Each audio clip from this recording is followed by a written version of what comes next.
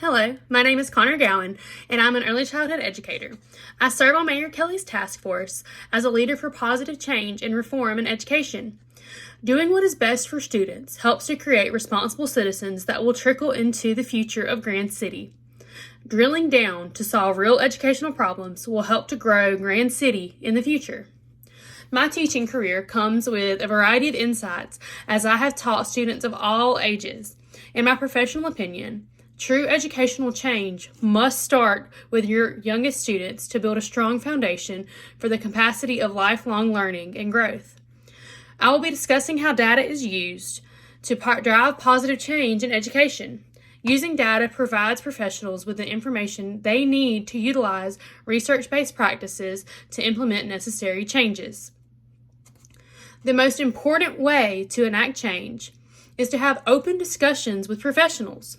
Within a community and school, there will be many factors that will impact educational change. Likewise, there will be many factors across the community that are impacted by change. It is important to have a cross-examination team that weighs all possible factors and outcomes in the decision-making process. As teachers, it is easy for us to identify exactly what our students need. We can easily identify students who struggle with math, reading, written expression, or even peer relationships. We can offer quick fixes to get our students over their hurdles and onto success. Quick fixes year after year are not enough for students who truly struggle. As we use data on a daily basis, we begin to see trends. As trends in students' performance build upon one another, definitive problems can be detected.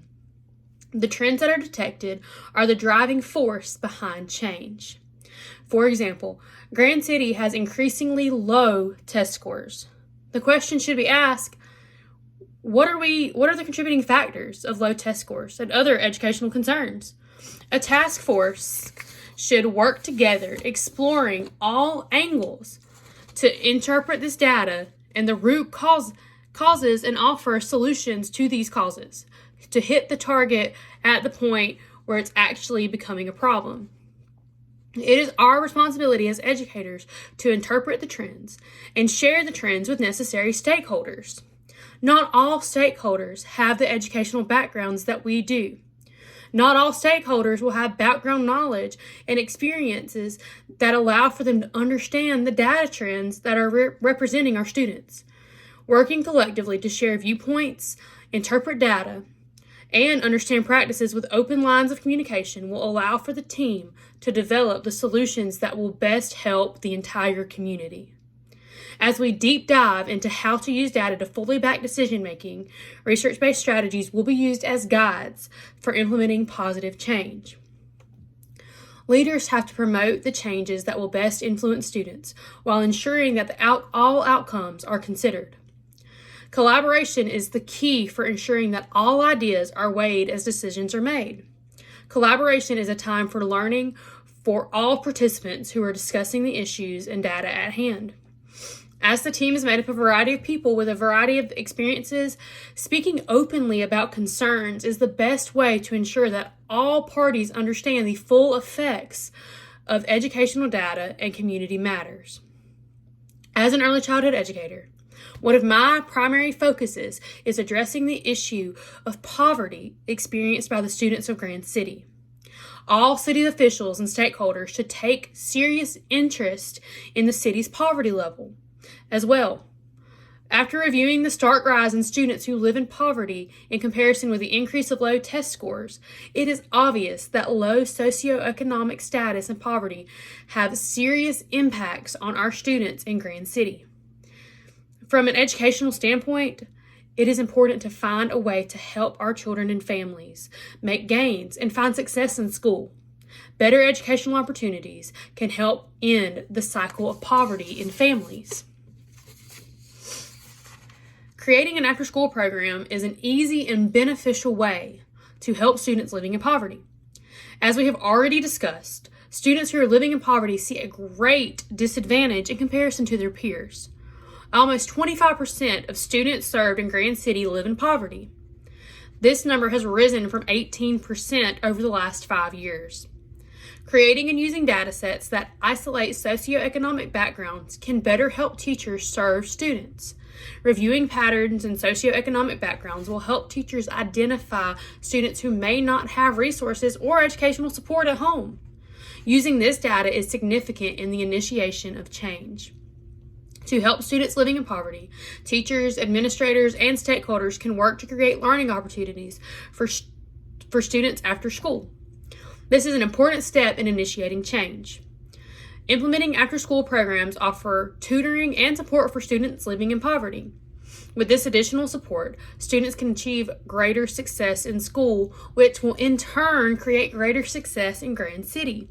Creating after-school programs is the first step in initiating positive change in Grand City. Even though an after-school program seems like the most logical solution to this problem, finances, leadership, and transportation are just a few of the main concerns in creating an after-school program. There are also major concerns of our team here. From the standpoint of an educator, a social worker, Grand City's mayor, and a financial advisor, we must determine the benefits and setbacks of an after-school program. Resources such as building space, student consumables, instructional materials, and transportation must be taken into consideration. Also, it must be determined if individuals in charge of the program receive a salary, time compensation, or if there will just be volunteer roles. Even though resources are a concern, this solution is still one of the most beneficial options for both students and the community.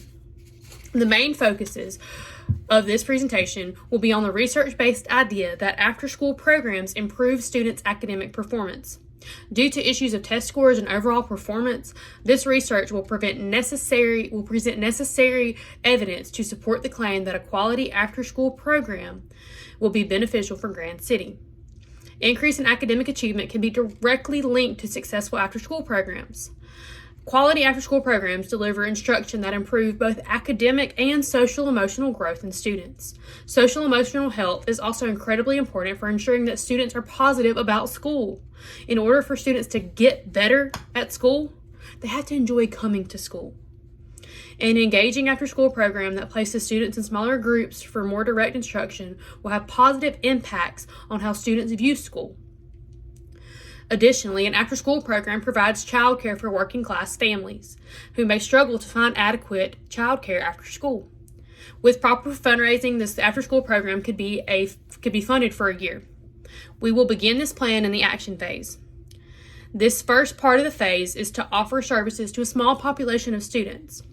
Upon success, the program will be widened and more readily available to serve students in our community.